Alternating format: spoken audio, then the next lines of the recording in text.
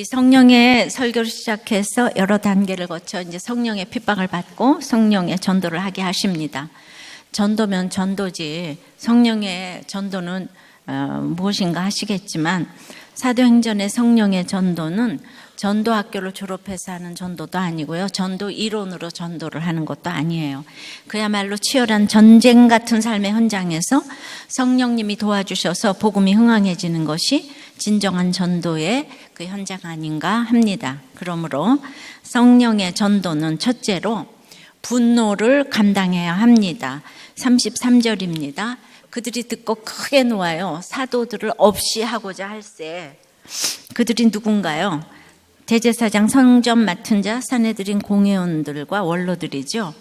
지금으로 말하면 이스라엘의 국회라고 보면 됩니다. 그때는 로마의 식민지 시대였으니까요. 그런데 그들이 크게 놓아요는 가슴이 터질 것 같은 분노를 했다는 말이에요. 근데 교회 다니는 대단한 지도자에게 예수님을 전했는데 이렇게 적대감을 가집니다. 아니, 그들이 무시하는 이 어부들의 말을 듣고 왜 이렇게 크게 놓아나요? 그들에게 너희가 죽인 예수를 이스라엘에게 회개와 제사함을 얻게 하시려고 하나님이 살리셔서 임금과 구주가 되게 하셨다. 그리고 이제 우리들이 봤다. 증인이다. 이 체험적인 간증을 통해서 이렇게 이제 믿고 회개하라고 하니까 이게 완벽한 정말 그 복음 전파거든요. 너무 설득력 있는 메시지예요. 그런데도 그 아무리 받아들이려도 자기들이 살인자잖아요. 그리고 여호와를 거역한 자잖아요. 그거부터 인정을 해야 되잖아요. 그러니까 그걸 하지를 못하겠으니까 사실은 예수를 거절하는 거는 그 배후에 사탄이 또아리를 지금 틀고 있는 거죠. 내 죄를 봐야 되겠는데 이 죄 보면은 이 기득권을 내려놔야 되니까. 그러니까 사탄은 익지 않은 열매 나무는 흔들지 않는다고 했어요. 그리스도인만 시험하고 괴롭힌다는 의미입니다. 그러니까 끝에는 돈이 있다고 그들은 대제사장과 사두개 당파니까 예배 전문가들 아닙니까? 그런데 베드로가 한번 설교할 때마다 3천명, 5천 명이 빠져나가니까 이들이 죽을 지경이 되었어요. 그러면 왜 그럴까 연구를 하고 이 복음을 받아들이면 하나님은 반드시 역사하실 것인데 이제 인간적인 생각만 하니까 다 가버리고 내가 망할 것 같아서 불안하고 가슴이 터집니다. 그런데 이들 모두 그 당시 엘리트이고 교양 있고 가진 자예요. 근데 이들이 죄가 안 보이니까 못할 짓이 없는 것으로는 보여줍니다. 실제로 이들에게는 사형 집행권이 없었는데 이 격분한 나머지 불법을 저지르면서까지 사도들을 죽이려고 했던 것이에요. 그러니까 이들이 지금 기득권에 목숨을 거니까 사도들의 목숨까지 노리는 거예요. 못할 짓이 없어요. 인간은 들키지 않으면 못할 짓이 없어요. 사도들의 입장에서는 초대교회 성도들이 이제 회개하고 오는 건 기쁘지만은 그것 때문에 죽이려고 하는 지도자들을 감당해내야 돼요. 그러니까 밖보다 안의 싸움이 가장 무서운 것을 보여주는데 이 일이 일어날 수 있다는 거예요. 우리 다 실수할 수 있습니다. 그러나 목회자나 사도들처럼 누군가 나의 죄를 지적하고 회개하고 성령의 주제 설교인 예수를 믿으라고 하면 회개하는 사람이 진정한 하나님의 백성들입니다. 그렇다고 복음의 증인들을 위협하는 자들을 저주하고 미워한다면 성령의 전도는 하지 못합니다. 적용해 보세요. 여러분은 복음을 듣고 회개합니까? 분노합니까? 쉽게 말하면 설교 듣고 회개합니까? 아직도 분기탱천해서 들어줄 수가 없습니까? 아예 안 들립니까? 자, 끝에 돈이 있습니다. 잘 생각해 보세요. 성령의 전도는 두 번째, 지성과 선함도 필요합니다. 34절부터입니다. 바리새인 가말리엘은 율법 교사로 모든 백성에게 존경을 받는 자라. 공회 중에 일어나 명하여 사도들을 잠깐 밖에 나가게 하고 말하되 이스라엘 사람들아 너희가 이 사람들에게 대하여 어떻게 하려는지 조심하라. 예. 하나님은 시시때때로 이렇게 100% 오르신 방법으로 믿는 우리를 도우십니다.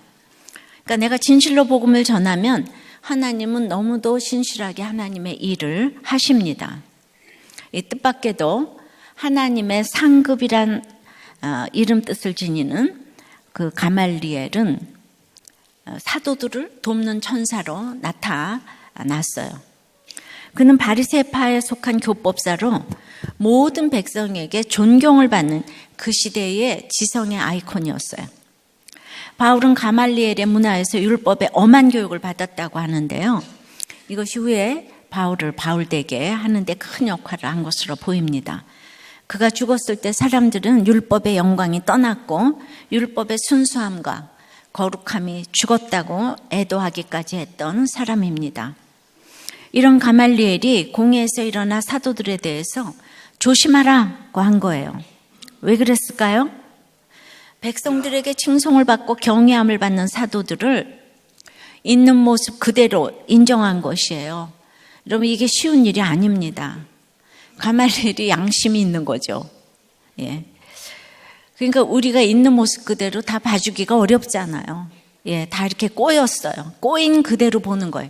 자기가 꼬였으면 꼬인 그 시선으로 보는 거예요.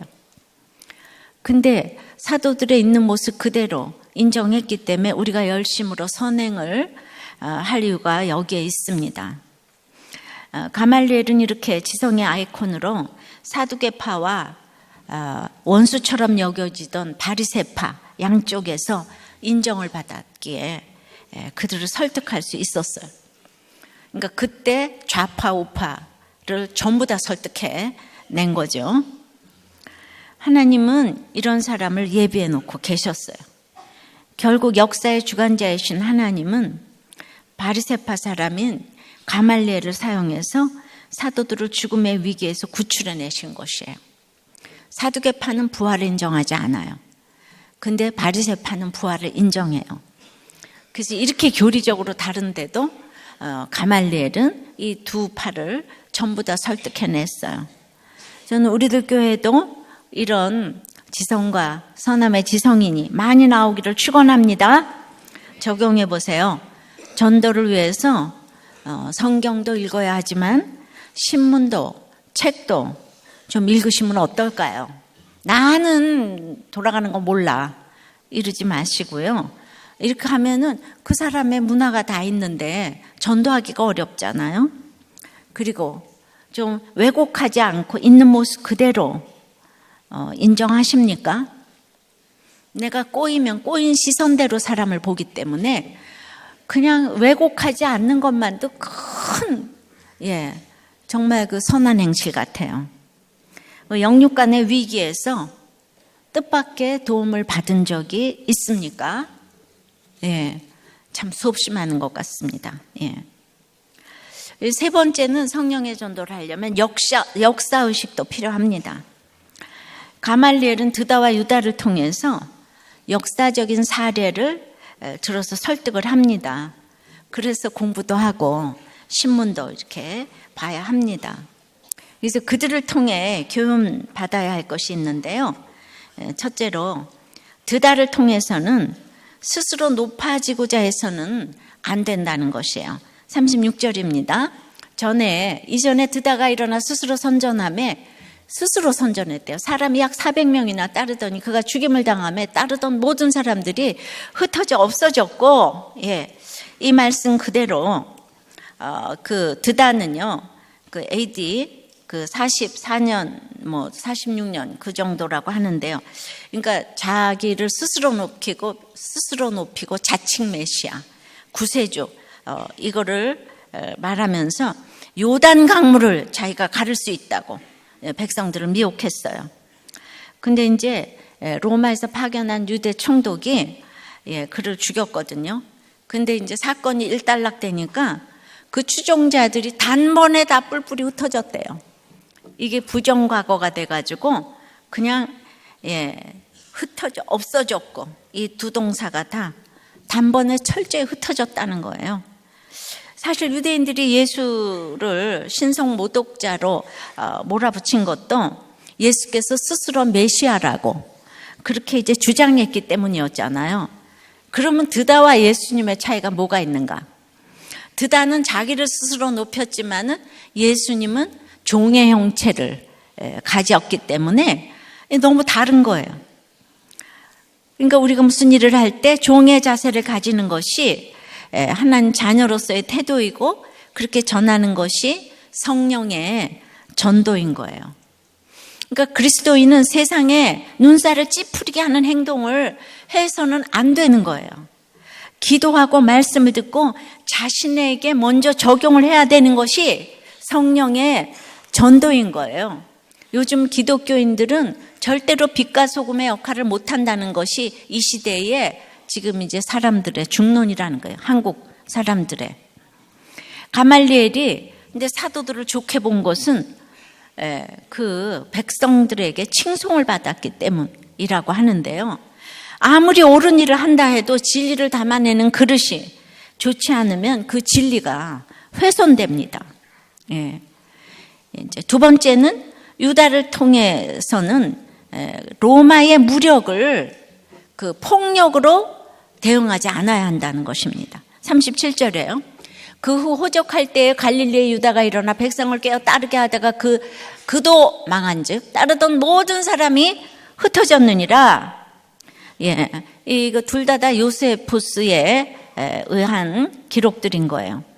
갈릴리 출신 유다라는 자가 이제 또 막 인구 조사를 그 당시 이제 시리아 총독인 구레뇨가 인구 조사를 하는데 인두세를 걷기 위해서 그러니까 이 유다가 또 백성들을 선동해 가지고 우리가 하나님의 백성인데 어떻게 로마에 세금을 낼 수 있냐 하면서 반란을 일으켰어요. 근데 반란군을 그 또 총독 구레뇨가 이끄는 로마 군대가 무참하게 또 진압을 했어요. 그랬더니만 따르는 자들이 또 단번에 다 흩어져 버렸어요. 왜냐? 기복적으로 모였고 이해타산으로 모였기 때문에 그냥 지도자가 없으니까 다 흩어져 버렸어요. 그러므로 그럴듯한 명분에 미혹되어서 폭력을 쓰는 것은 성령의 전도가 아닙니다. 무력에 같은 폭력으로 대항하면 망하게 되어 있어요. 설사 일시적으로 승리를 거둔다고 해도 또 다른 보복을 끌어들이는 결과를 만듭니다. 물론 이제 국가가 공식적으로 전쟁을 선포하면 우리는 국민의 한 사람으로 나가 싸워야 하죠. 그러나 개인의 삶에서는 이렇게 폭력을 사용해서는 안 됩니다. 근데 여호와의 증인이 종교를 앞세워 국방의 의무를 이행하지 않는 것은 그건 복음이 아니에요. 이단일 뿐이에요. 근데 그 드다와 유다의 얘기를 하면서 이제 거짓 메시아는 시간이 지나면 다 흩어졌다. 그러니까 사도들을 죽여서 우리가 피를 흘리지 말자. 그래서 지혜롭게 지금 이렇게 설득을 하는 거예요. 그래서 역사도 우리가 이렇게 알아야 합니다. 그러니까 진짜이면 남을 것이고 가짜이면 흩어질 것이다. 그 얘기를 이제 하는 거죠. 적용해 보세요. 복음을 설득하기 위해 스스로를 높이나요? 낮추나요? 복음을 설득해야 되는데 네가 어디다 대고 아버지 말을 안 들어? 교회를 가자 그러면 가는 거지. 네가 나보다 높아? 이러면서 자녀들한테 전도하실래요? 부모면 부모지. 그게 권세가 되는 건 아니잖아요. 근데 요즘에는 부모보다는 자녀들의 권세가 높아요. 정말 우리는 자녀들한테 절절매고 살아요. 그죠? 핵가족 시대가 돼서 그런 것 같습니다. 그리고 폭력을 당할 때 폭력으로 나가나요? 기도하며 참습니까? 그런 경험이 있습니까? 성령의 전도 네 번째는 영적 분별력이 필요합니다. 38절 9절입니다. 이제 내가 너희에게 말하노니 이 사람들을 상관하지 말고 버려두라. 이 사상과 이 소행이 사람으로부터 났으면 무너질 것이요 만일 하나님께로부터 났으면 너희가 그들을 무너뜨릴 수 없겠고 도리어 하나님을 대적하는 자가 될까 하노라 하니 가말리엘은 맞는 얘기만 해요. 이 38절에 상관 말고 버려두라 이 명령은 39절에 너희들이 하나님을 대적하는 자가 될까 때문이라고 이제 그럽니다. 예. 그래서 이제 거짓 메시아는 시간이 지나면 다 흩어졌다는 거예요. 그러니까 이게 사람의 소행이면은 이제 무너질 것이고 하나님께로 났으면은 너희가 하나님을 대적하는 자가 되는 거다. 그런데 가말리엘은 사도들의 주장에 비록 동조는 하지 않지만 역사의 주관자는 하나님이라는 그 신관과 역사관을 가지고 있는 것을 볼 수가 있습니다. 하나님이 가말리엘을 통해서 사도들을 상관 말고 버려두라 하신 것은 그 가말리엘이 하는 게 아니고 지금 하나님이 가말리엘 통해서 하는 거죠. 자신이 있기 때문에 상관하지 말고 버려두라. 예. 우리도 이제 예수 때문에 핍박받다가 때가 되면 여러분을 버려둘 때가 옵니다. 예, 핍박 막 당하다가 이제 누군가의 명령을 통해서 버려둘 때가 와요. 예, 그래서 이제 사탄이 자녀의 모습으로, 부모의 모습으로, 배우자의 모습으로 날뛰어도 그들이 나를 버려두게 될 때가 오기도 한다는 거예요. 그러니 마태복음 13장 29절처럼 가라지 뽑다가 곡식까지 뽑을까 가만두라 하시는 거예요. 그러니까 우리를 칼날의 물방울로 훈련시키기 위함인데 이 기가 막힌 구속사적인 이 말을 나를 죽이려고 하는 이 반대편에 서 있는 가말리엘이 한다는 것은 참으로 당대의 종교 석학이 아닐 수가 없습니다. 결국 그의 판단이 옳았음이 그 후 계속해서 부흥한 초대교회의 역사를 통해 증명되고 있지요. 그러니까 40절에 그들이 옳게 여겼어요. 그러니까 이거는 완전히 설득당했다는 얘기예요.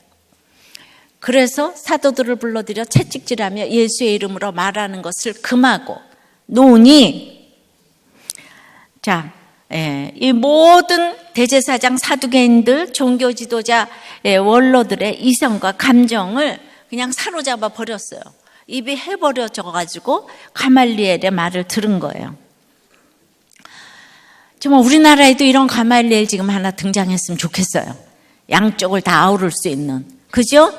우리가 기도하십시다. 예. 그러나 오늘 아까 지금 제목이 뭐죠? 네 번째 대지가 영적 분별력이 있어야 된다고 그랬어요. 그러나 여기까지인 거예요. 바트 여기까지인 거예요. 그들은 사도들을 무죄 방면하지 않고 채찍질을 가한 후에 방면하였어요.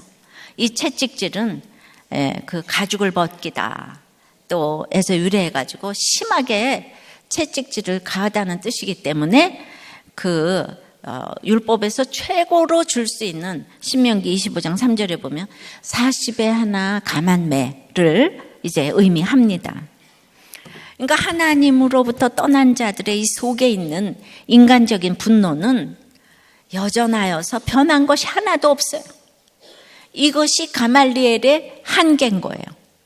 그들이 가말리엘의 연설을 들었지 성령의 설교를 들은 것이 아니기 때문이에요.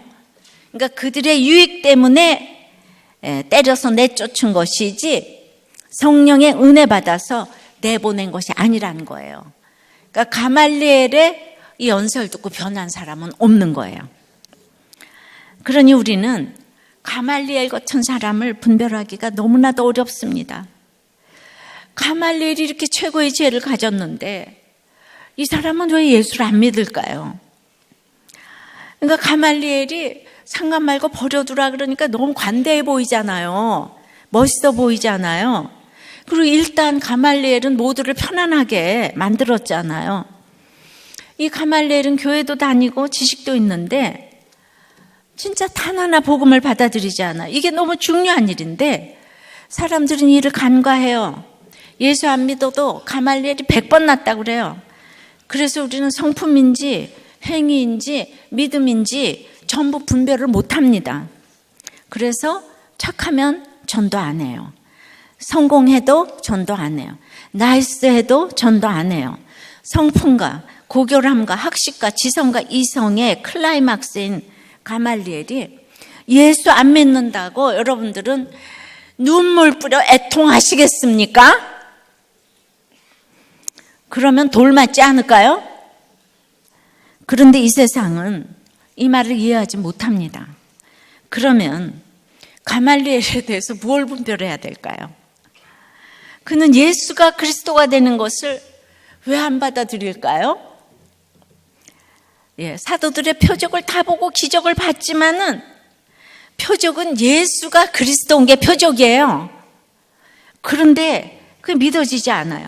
성경에 대한 지식은 아무리 연구해도 사람에게서 난 것은 짧은 지식이라 하나님께로 난 지식과는 비교할 수가 없기 때문입니다. 그러므로 최고의 율법학자가 하나님의 존재는 인정한다면서 그 지식이 예수께로 인도되는 이 지식은 되지 못해요. 그 다 그러죠. 나 하나님은 믿어. 난 하나님이 인정해. 근데 예수는 안 믿어. 이러는 사람하고 지금 똑같아요. 그러니 가말리엘을 보면서 내가 믿는 예수님이 얼마나 대단한가 말입니다. 몰라요? 그래서 성령의 전도입니다. 성령님이 함께 하시지 않으면 그 누구도 예수를 주시라고 고백할 수가 없습니다. 더 쉽게 말하면 가말리엘은 죄에 대한 인식이, 심각한 인식이 없어요. 교만의 핵심은 인간이 하나님이 되는 것인데 가말리엘은 이미 하나님 자리에 가 있는 천사 같은 사람이에요. 모범생이고 착하기에 겉으로의 행함은 따라갈 자가 없는 거예요.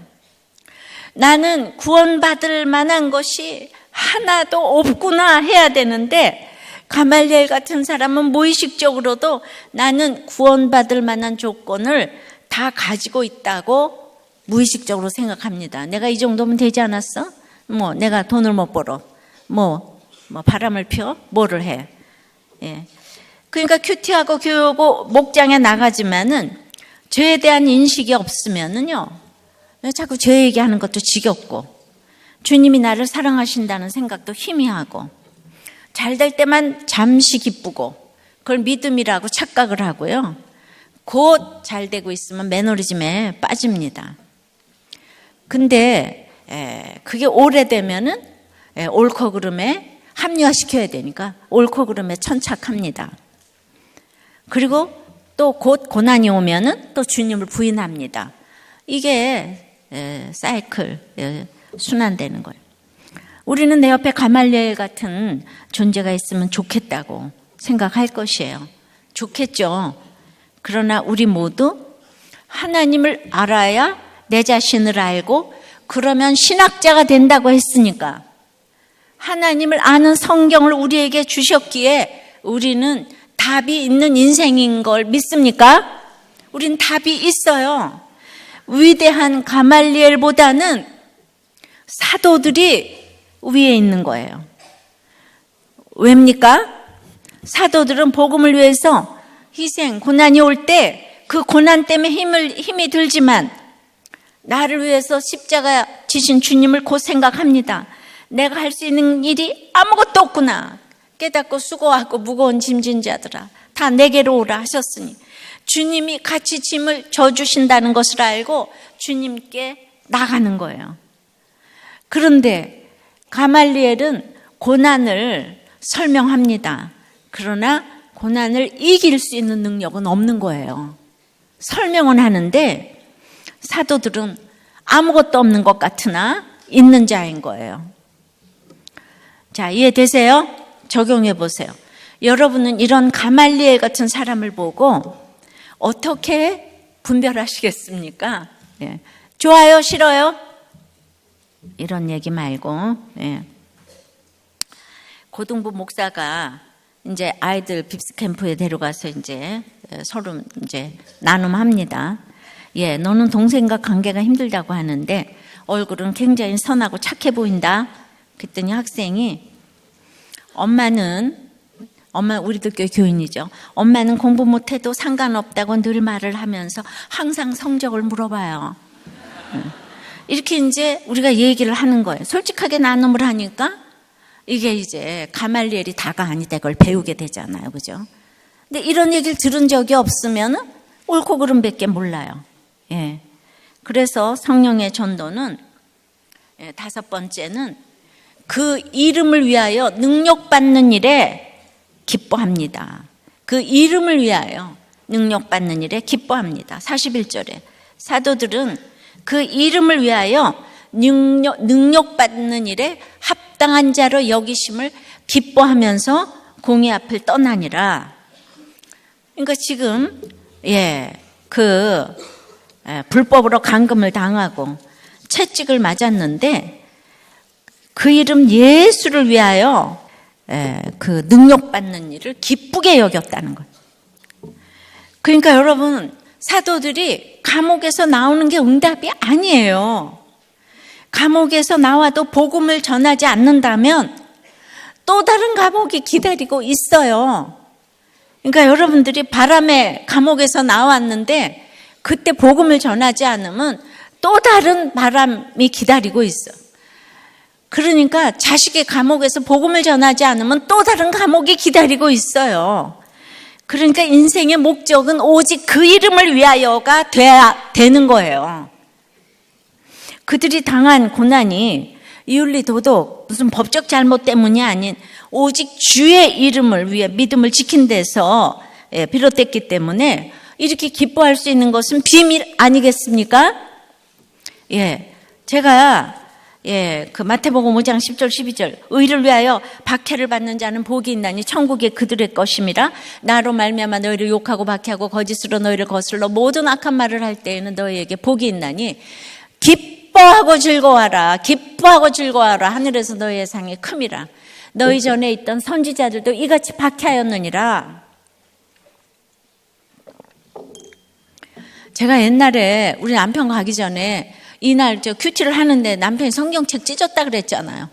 그런데 내가 그냥 기뻐하고 즐거워하라. 하늘에서 상이 크다고. 내가 어떻게 이런 수준 높은 이런 고난을 받을 수 있는가 생각나시죠? 자, 큐티는 어디나 다 똑같은 거예요. 그러니까 이제 말씀대로 순종을 했기 때문에 이렇게 기쁜 것을 이 세상이 어떻게 알겠습니까? 그래서 비밀이에요. 고난이 축복이란 말은 이렇게 맞는 말씀인 거예요. 그러니까 기도와 이 본문과 고난이 우리를 적용하게 하는 거예요. 다 거기서 거기 얘기지만은. 그러니까 여러분들은 믿는 것 때문에 고난을 받아보셨어요? 모함을 받아보셨어요?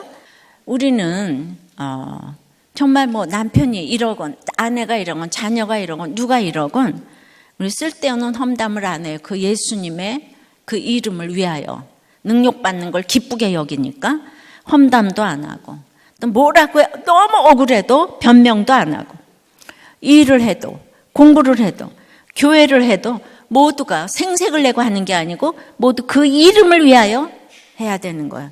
그 이름, 비밀, 풍부함, 사랑 그럼 표현할 수가 없는 거예요. 그래서 무슨 일을 당해도 오늘 내가 적용하고 당하면은 기뻐할 수 있는 거예요. 오늘 말씀대로 적용했어요. 그랬는데 상대방이 비난했어요. 욕해요. 뭐 저렇게 우리 김명기 집사님 저렇게 아내가 아무리 적용해도 뚱땡이라 그러고 이혼하자고 그래도 그거를 이제 참았으니까 오늘 저렇게 남편을 간증을 시켰잖아요. 42절에 그들이 날마다 성전에 있든지 집에 있든지 예수는 그리스도라고 가르치기와 전도하기를 그치지 아니하니라. 그러니까 그 이름을 위하여 능력받는 목적은 바로 전도인 거예요.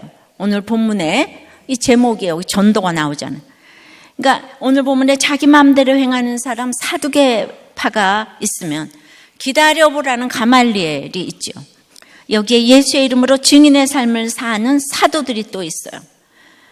그런데 목숨까지도 내어놓는 이를 기뻐하는 증인의 삶을 사는 것이 성령의 전도이고, 그런 증인들 때문에 복음이 저에게까지 전해졌습니다. 근데 저는 이제 30 몇 년 전에 목숨을 내놓겠다고 한 그 한마디로 이런 열매를 주셨어요. 말만 했는데. 그래서 그들이 날마다 집에 있든지 성전에 있든지 예수는 그리스도다라고 고백을 했어요. 예수는 그리스도다 이러는 고백이 굉장히 촌스럽게 느껴지고 교양이 없어 보여. 이러면 신앙도 이렇게 다 메마르게 되어 있어요. 예수는 그리스도다 이런 확신의 고백이 중요합니다. 그러니까 저는 너무 부족하고 모르기 때문에 그 이름에 대한 확신의 고백은 저는 확고합니다.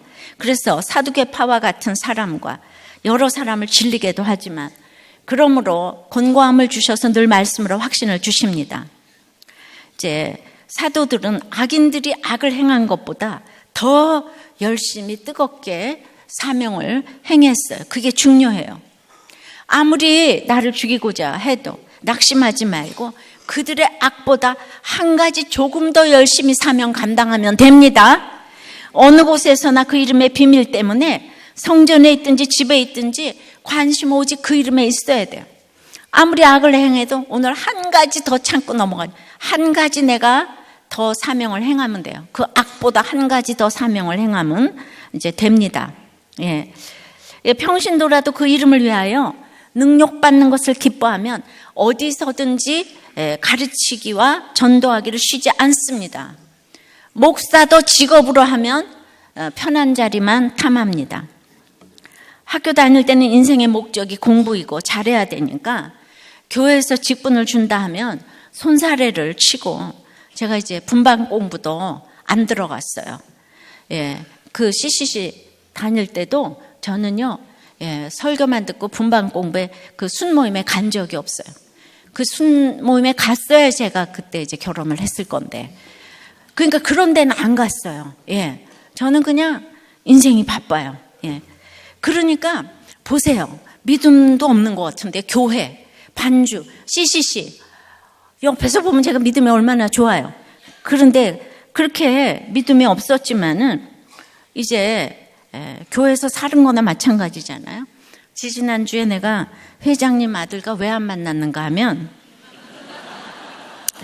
그 얘기를 제가 뺐잖아요. 그가 완전 생 불신자인 거예요. 생 불신자니까 이제 문화가 안 맞잖아요.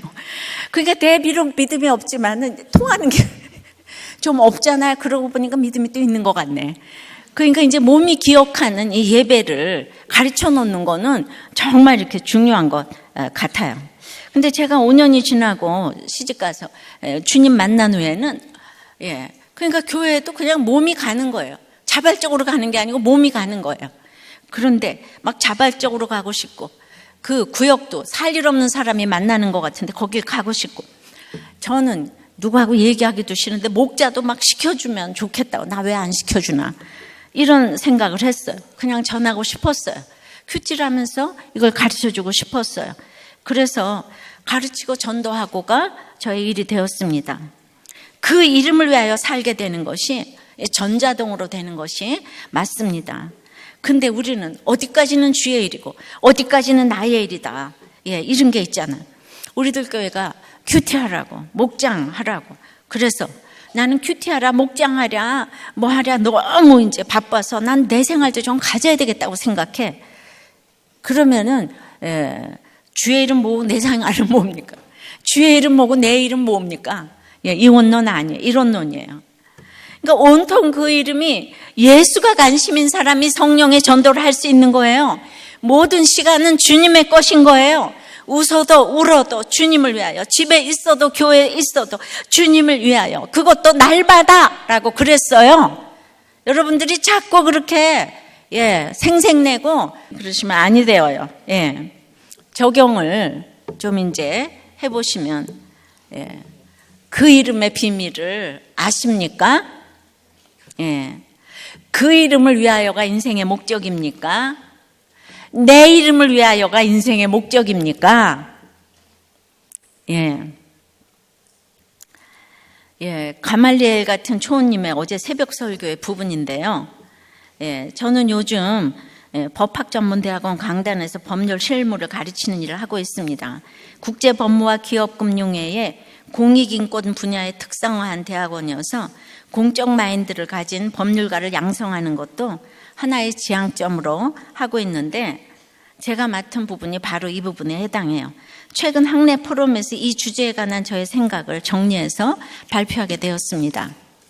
제가 준비했던 발표 내용을 요약하면, 공적 마인드를 가진 법률가는 약자를 위해 법률 서비스를 제공하는 법률가를 의미한다. 하지만 약자의 개념은 상대적이다. 이주민, 장애인, 때로는 장애인뿐만 아니라 때로는 대통령이나 대기업 사주도 약자일 수 있다.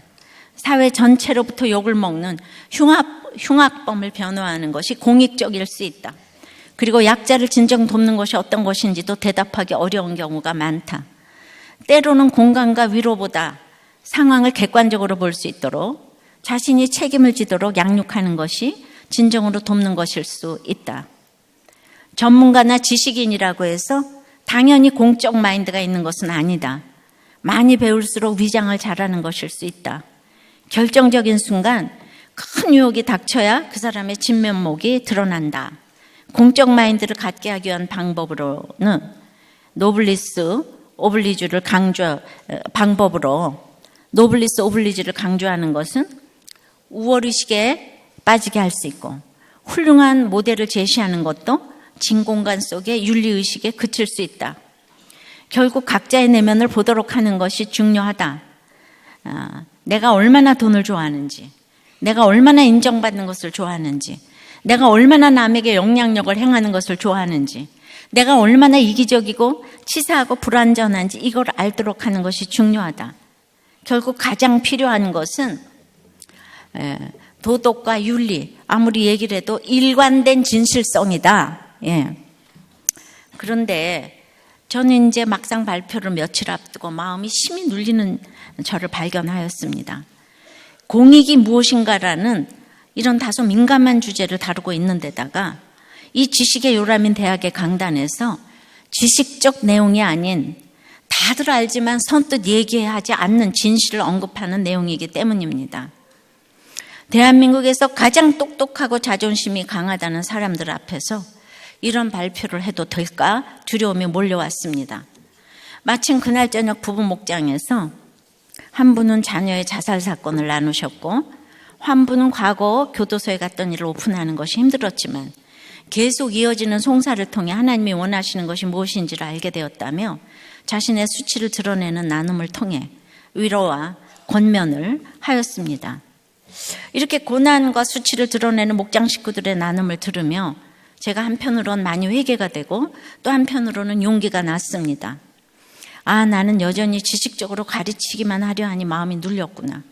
인정받으려는 욕심을 내려놓고 나의 수치와 연약을 드러내기를 하면 될 텐데, 내면의 성찰이니 뭐니 얘기를 하면서도 정작 그것조차 가르치는 입장에서 하려 했구나 하는 회개가 되었습니다. 그래서 목장 식구들의 나눔에 힘입어 그 다음날 있었던 발표 때 나의 위선과 교만과 실수를 구체적으로 하나씩 예를 들어가면서 얘기할 수 있었고, 그런데 정말 요즘에 이런 얘기가 안 들리는 시대에 우리가 살고 있잖아요. 그것도 공익 이렇게 되면 굉장히 힘든데, 그걸 이렇게 했더니만 너무나 아주 밝고 화기애애한 분위기에서 그 포럼 참석자들과 대화를 할 수 있었다는 거예요. 그러니까 놀라운 경험을 이 초원님이 하신 거예요. 야, 여기도 이런 게 통하는구나. 말과 행동이 일치되고 신앙과 삶이 일치되는 이론론의 삶은 이제 빛에 거하는 비결이 되기에 죄와 고난을 얘기해도 즐겁고 화기애애합니다. 이분이 그냥 우리들 교회에 붙어 있다 보니까 이 죄 얘기를 이렇게 하게 됐어요. 죄를 고백하고 수치를 드러내면서도 우리는 울고 웃을 수 있기에 진정한 기쁨을 누릴 수 있습니다. 이렇게 이제 어저께 이제 새벽 설교를 하셨어요. 사도들이 예수님을 전하고 이제 예수님 성령의 설교를 살고 죽으시고 부활하시고 예수님을 전하고 그리고 이제 사도들이 내가 거기에 증인이라고 하는 건 이것처럼 설득력 있는 전도가 없거든요. 그러니까 이 초호님의 공익인권 분야에 대한 강의는 그 아까 강의가 예수라는 말은 안 했지만 이미 이 복음적인 내용이 다 들어가 있잖아요. 그리고 여기에 본인의 부족과 수치를 드러내는 이 개인의 간증을 하니까 우리의 구속사적인 묵상과 나눔은 이렇게 상아탑과 이런 법조계에 곳곳에서 영향력을 발휘하게 되는 줄 믿습니다. 예, 이게 제가 너무 감사해서 그러니까 가말리엘은 지성과 선함과 역사의식도 있었지만 그가 믿음을 가졌는지는 모르겠어요. 이 초호님은 앞으로 이 지성과 양심을 뛰어넘는 성령의 전도를 하시게 될 줄을 믿습니다. 큰 사명이 달려있다고 생각을 합니다. 우리가 말씀을 맺어요. 성령의 전도는 그러므로 분노를 감당해야 합니다. 또 지성도 선함도 필요합니다. 역사의식도 필요합니다. 드다를 통해서는 스스로 높아지고자 해서는 안 된다고 했고요. 유다를 통해서는 그 로마의 무력을 폭력으로 대응하지 않아야 한다고 했어요. 무엇보다도 선함과 이런 지성을 뛰어넘는 영적 분별력이 필요하다고 했습니다. 가장 오늘 결론은 그 이름을 위하여 예수의 이름을 위하여 능력받는 일에 기뻐할 때에 우리의 전도가 날로 흥황해질 줄을 믿습니다. 예수 그 이름의 비밀, 그 이름의 풍부함을 우리가 알아야 전도를 하게 될 줄을 믿습니다.